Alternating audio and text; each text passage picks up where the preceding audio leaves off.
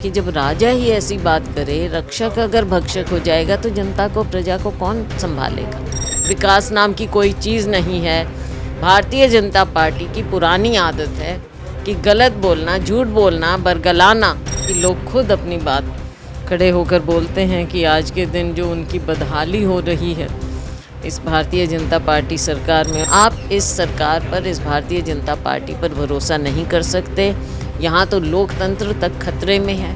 आपने लखीमपुर में देखा जो हुआ, किस तरह से मासूम लोगों की जान गई। तब तो कहा था कि जब तक ये तीनों कानून हैं तब तक मैं नहीं लड़ूंगा चुनाव दोबारा, लेकिन अब पंचायत का बहाना या कुछ भी बहाना करके अच्छा होता पहले ही पंचायत कर लेते। इस्तीफा किसानों के लिए नहीं दिया, अपनी राजनीति के लिए दिया। जिस मकसद के लिए भेजा था कि विधानसभा में इनकी लड़ाई लड़ें, तो किसानों की आड़ में उन्होंने इस्तीफा दिया।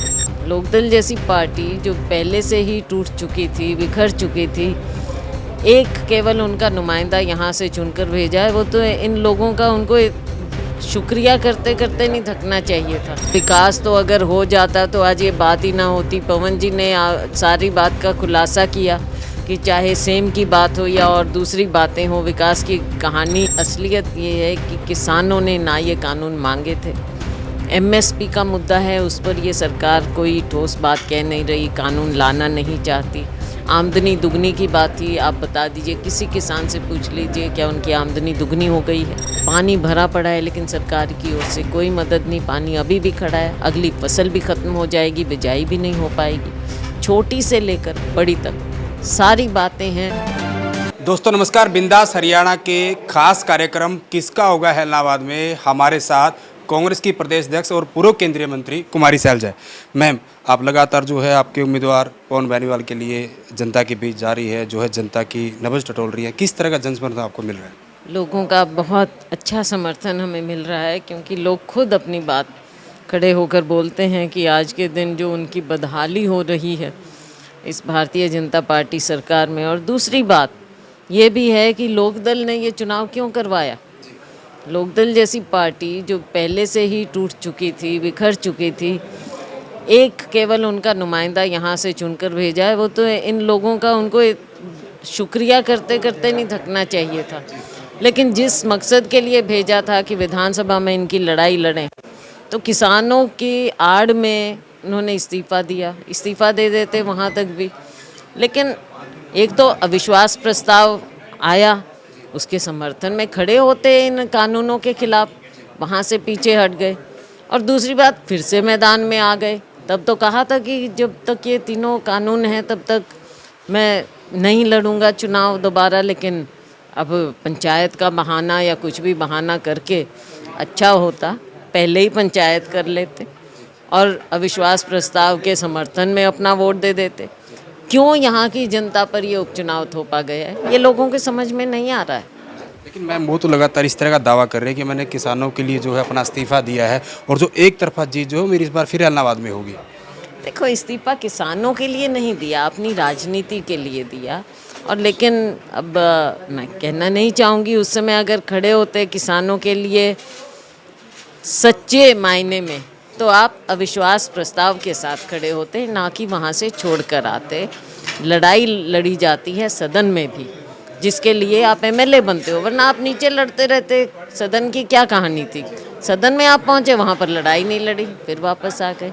वही मैम, अगर हम हैदराबाद की बात करें तो लंबे समय से हल्का जो है विपक्ष का ही उम्मीदवार यहाँ से जीतता रहा है। वहीं गठबंधन के नेता लगातार इस तरह का बयान दे रहे हैं कि इस बार हैदराबाद की जो जनता वो सरकार के साथ जाना पसंद करेगी। उन्होंने एक नारा भी दिया है कि जो इस बार जो है जोल जुल्म की टक्कर से विकास हमारा नारा है। इस तरह की बातें लेकर वो बीच में जा रहे हैं। देखो, विकास तो अगर हो जाता तो आज ये बात ही ना होती। पवन जी ने सारी बात का खुलासा किया कि चाहे सेम की बात हो या और दूसरी बातें हो, विकास की कहानी लेकर उनकी सैंक्शन ली, उनकी मोहर लगवाई, लेकिन पैसा एक भी रिलीज़ नहीं हुआ भारतीय जनता पार्टी सरकार द्वारा।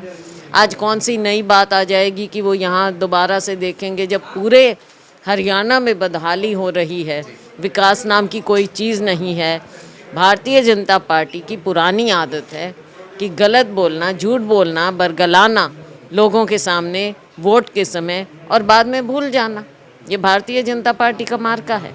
मैम वही अगर हम बात करें किसानों की, किसान आंदोलन जो है लंबे समय से चल रहा है, वही एक जो गठबंधन के लोग हैं, बीजेपी या सरकार के लोग हैं, वो लगातार ये कह रहे हैं कि जितने भी किसान हैं, असली किसान दरअसल गांव में हैं। ये जो लोग आंदोलन कर रहे हैं कहीं ना कहीं विपक्ष के बरगलाए भटकाए हुए लोग हैं। देखो, ये अपनी जो असलियत है उसको ना तो ये पहचानते हैं ना देखते हैं, और अगर नज़र आती है तो उसको ये छिपाना चाहते हैं। बात ये है कि असलियत ये है कि किसानों ने ना ये कानून मांगे थे। एमएसपी का मुद्दा है, उस पर ये सरकार कोई ठोस बात कह नहीं रही, कानून लाना नहीं चाहती। आमदनी दुगनी की बात थी, आप बता दीजिए, किसी किसान से पूछ लीजिए क्या उनकी आमदनी दुगनी हो गई है। पेट्रोल डीजल की कीमत हर रोज़ बढ़ती जा रही है, खपत बढ़ती जा रही है।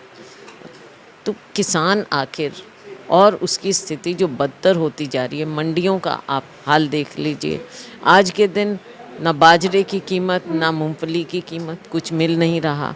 यहाँ पर हम देखें तो खड़ी फसल का जो नुकसान हुआ है, पानी भरा पड़ा है लेकिन सरकार की ओर से कोई मदद नहीं, पानी अभी भी खड़ा है। अगली फसल भी ख़त्म हो जाएगी, बिजाई भी नहीं हो पाएगी।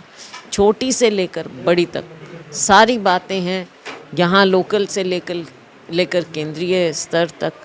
आप इस सरकार पर, इस भारतीय जनता पार्टी पर भरोसा नहीं कर सकते। यहाँ तो लोकतंत्र तक खतरे में है। आपने लखीमपुर में देखा जो हुआ, किस तरह से मासूम लोगों की जान गई, उसमें किसान भी थे, दूसरे लोग भी थे, एक मीडिया के साथी भी थे, पत्रकार थे। तो ऐसा जो किया गया, और फिर इंसाफ भी कहीं नज़र नहीं आता, क्योंकि जिस लड़के का नाम इसमें है वो एक केंद्रीय मंत्री के बेटे हैं, तो इंसाफ कहाँ से मिलेगा। लखीमपुरी वाले सवाल पे मानने वाला था, आपने खुद जिक्र कर दिया। लखीमपुरी में जिस तरह का वाकया हुआ पूरे देश ने देखा, वहीं जो विपक्ष के लोग वहाँ गए, खासकर कांग्रेस के लोग, आपके तमाम बड़े नेता वहाँ गए, उन लोगों को वहाँ जाने नहीं दिया गया, कहीं ना कहीं हिरासत में ले लिया गया। कैसे देखते हैं आप प्रजातंत्र सारी? देखो, मरहम लगाने जा रहे थे लेकिन उनके साथ भी बदसलूकी की गई, और राहुल जी गए, उनके साथ भी दुर्व्यवहार हुआ। सबके साथ दुर्व्यवहार कर रहे हैं। ये राजनीतिक लोगों के साथ तो दुर्व्यवहार कर रहे हैं, आम लोगों को रौंदा जा रहा है, बेरहमी से रौंदा जा रहा है। क्या ऐसे प्रदेश में, क्या ऐसे देश में, हम अपने यहाँ की भी अगर बात करें, हरियाणा में खुद मुख्यमंत्री जी अपनी ज़बान से जब लोगों को उकसा रहे हैं और उनको भड़का रहे हैं, लाठी उठाने की बात करते हैं, तो आप क्या समझते हैं कि जब राजा ही ऐसी बात करे, रक्षक अगर भक्षक हो जाएगा तो जनता को, प्रजा को कौन संभालेगा।